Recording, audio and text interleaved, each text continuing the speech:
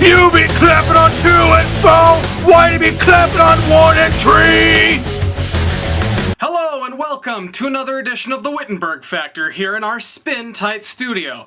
Well, my friends, right now I'd like to get out of the way the obligational Rush Limbaugh minute, so take it away, Mr. Rush Limbaugh. Thanks, Tyler. Now, my friends, it has come to my attention that the so-called brain transplant that I alluded to in my last Rush minute was nothing more than a hoax perpetrated by liberals. So I now propose a new means to getting George W. Bush that coveted and much-needed third term. He can run again if he isn't the same person, can he? So George W. Bush needs to get a sex change. That's right, George W. Bush can be the first president since FDR to get a third term, the first woman president, and the first transsexual president. Talk about groundbreaking. So my friends, on the evening of June 29th, I'm going to break into the White House and forcibly give George W. Bush a sex change so that he can deliver us from the evil that is Barack Obama and the pseudo-conservatism that is John McCain. Deus Lavot! Tyler, back to you! I like cigars. Thanks, Rush. Tonight on the Wittenberg Factor, we're going to have both presidential candidates who actually have a chance of winning. And no, that's not Ron Paul. First up, we're going to have Barack Obama. It's been a long time coming, and people have been saying that the Wittenberg Factor is racist for not having him on sooner. Well, stick this in your crack pipe and smoke it. Welcome to the show, Senator Obama. Hello, Tyler. It's great to be on the show. Right. Anyway, I've got a question for you. Does it promote change? I guess. Anyway, why did it take you so long to denounce Reverend Wright? Did somebody say my name? America's chickens coming home to roost. Reverend, you're making me look bad. Cut him off! Or kill him! I don't care! Either one!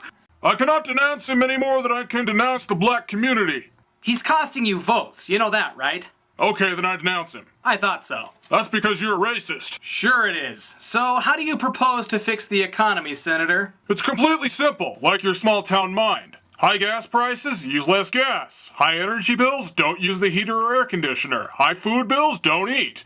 America's gonna have to settle for less. Wow. What? Oh, nothing. Just, I've never seen anybody borrow from Jimmy Carter's playbook before. Because you're racist. In fact, one could say that your plagiarized plan is anything but change. That's closed-minded. Yeah, just like your wife. You keep my wife out of this. If you want your wife to be left out of the election, Senator, she should keep her goddamn mouth shut. She just has the audacity of hope. That's right, the audacity of hope, the title you took from one of Wright's sermons, didn't you? You know, the guy you never paid attention to in church. We're completely oblivious to the racist goings-on, weren't you? Yeah. Change we can believe in. Such as? I will give money to all single mothers to go to college. Every drug addict will get money to go to a clinic. Poor kids will get a free ride at college, plus money for a mansion. And how do you plan to pay for all this, Senator? With all the change that will be floating around under me. I think it's time to move on to the next empty suit. Welcome to the show, Senator McCain. Thank you for having me on the show, Tyler. It's nice to be able to talk to another conservative. Don't kid yourself, you're about as conservative as Mitt Romney. Well, not quite that much. Exactly. Anyway, I've been told that you're here tonight to outline your foreign policy. Yes, Tyler, that is correct. First off, I'd like to apologize in advance for any gaffe I make tonight. You see, when I am president, I promise you that I will get rid of all of our nuclear weapons. Oh, so you mean you'll be continuing the SALT Treaty? Well, in a way. Let's just say that July 4th, 2009 will be the biggest fireworks display in history. That was it, wasn't it? Right. I also promise that within my first week in office, we will be involved in 6 new wars, 4 of them against other nuclear powers. Say again? I will not stop until there is carnage on all 7 continents. We all need a little blood in our lives.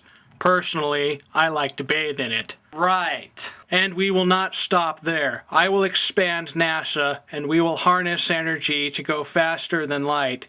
Out there we will conquer aliens and make them do our bidding. What? It is my goal to start enough wars that we will be involved for no less than the next 10,000 millennia. That way it will be the next guy's problem. That was another one, wasn't it? Anyway, speaking of total complete nut bars, tonight we have your most controversial supporter on the show, Reverend John Hagee. Probably the only person besides Reverend Wright in need of a crucifixion. Thank you for having me on the show. I can feel the Messiah in my veins. And it ain't Jesus! It ain't Jesus! Right. So anyway, how did you come upon your crazy views on the Catholic Church? You mean the great whore? Messiah in my veins! Israel up my ass! Show a little respect for the biggest religious organization in the world, would you? Okay? While you're on my show? Huh? Or do you want to take it outside? I'm sorry, it's just the Catholics like to whore themselves out to Satan. Their minds aren't fickle enough to be fooled by prancing about and screaming, "Praise Jesus!" I can feel him. Plus, they don't realize that Hitler was sent from God to lead the Jews to the promised land. That's it, I denounce you. That's okay, I denounce you too. You're not even conservative. You're like the Catholic Church, spreading the legs for any demon that wants it. Senator, what makes you the best man for the job? Senator? I watched a snail crawl along the edge of a straight razor. That's my dream. That's my nightmare. Crawling, slithering along the edge of a straight razor and surviving. Yeah, that's great, but I was asking why you're the most qualified presidential candidate. You've no right to judge me. You've a right to kill me, but not to judge me. I remember when I was with Special Forces, seems 1,000 centuries ago, we went into a camp to inoculate the children. We left the camp after we had inoculated the children for polio, and this old man came running after us, and he was crying. He couldn't see. We went back there, and they had come and hacked off every inoculated arm. There they were in a pile, a little pile of arms. And I remember I cried. I wept like some grandmother. I wanted to tear my teeth out. I didn't know what I wanted to do, and I want to remember it. I never want to forget. My friends, speaking of wackos, I want to extend my sympathy to the Kennedy family. Now, I make fun of Senator Kennedy on the show all the time, and I truly do despise him, but nobody deserves what he's going through. And so I ask all of you to pray for him and his family. But don't get me wrong now. The ball-sucking the media is doing, calling him the greatest senator of all time, is a joke. And speaking of jokes, looks like Bill Clinton's in the news again. In fact, it looks like he won last week's annual DNC baby eating contest. So congratulations, Slick Willie. One of this summer's biggest blockbusters is Indiana Jones and the Kingdom of the Crystal Skull. And here tonight to talk all about it is George Lucas himself. Welcome to the show, Mr. Lucas. Thank you for having me on the show, young Padawan learner. Sure. Not a problem. So, anyway, are you excited that after the train wreck that is the prequel Star Wars trilogy that you finally released a movie that people actually like? The prequel Star Wars trilogy is my magnum opus. How do you figure? There's nothing but bad CGI, bad acting, and no story. They are modern Shakespeare. No, they're not. Yes, they are. Jedi mind tricks aren't real, Mr. Lucas. You can stop. Yes. I forgot they don't work on Sol 3. You are correct. Uh-huh. So anyway, why did it take you so long to release another Indiana Jones film? Because I had certain stipulations that Stevie and Han couldn't agree to. There were two things. First off, Indy had to use his whip 15 times. No more. Possibly 27 less. Secondly, skulls. There had to be skulls. But I heard you actually had a completely different idea initially. Indeed. Since the original trilogy was like the movie serials of my youth, I wanted this new one, set in the 1950s, to be a cheesy sci-fi B-movie, like Forbidden Planet, or Colonel Garber and the Mole Brigade from Wolf 359. That's funny, I've actually never heard of Colonel Garber and the Mole Brigade from Wolf 359. That would be because it's not a Terran film. It is in fact a Corellian film. I see. The film was going to be called Indiana Jones and the Attack of the Dominion of Saucermen from Mars. It would be about Indy having to fight off the Dominion of Saucermen. Really? Indeed. We even shot some of the test footage of what the Dominion of Saucermen would look like. Can we roll that, please? You'll never get me! I'll get you, Indiana Jones, Jr.!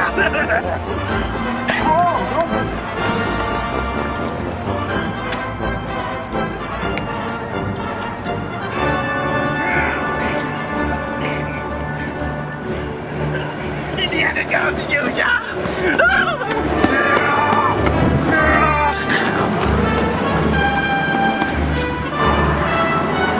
We will get Indiana Jones, Jr., and he will find his demise, 'cause he will be no more.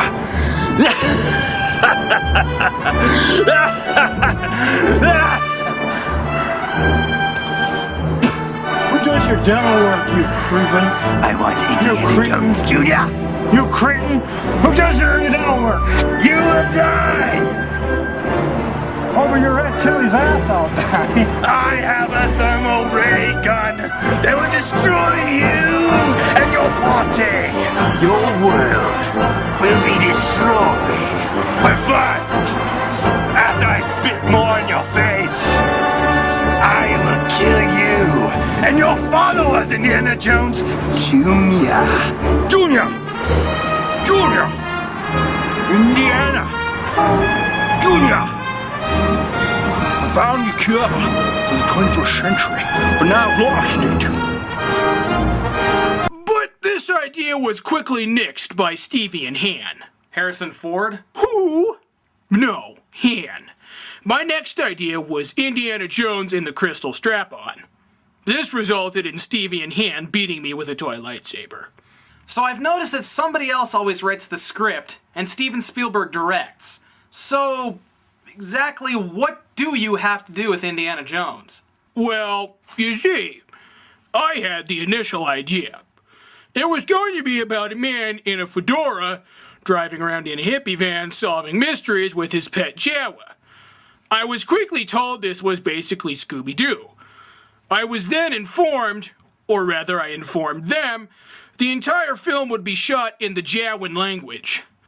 Jawan? Wantiti! I originally didn't want to use Han in the film because I had used him in my autobiographical Star Wars films. My first choice for Indiana Smith, as he was then known, was in fact an empty soda can. Okay, that's all the time we have, Mr. Lucas. Indiana Jones and the Kingdom of the Crystal Skull is out now. I'm Tyler Wittenberg, and The Spin In a galaxy far, far away.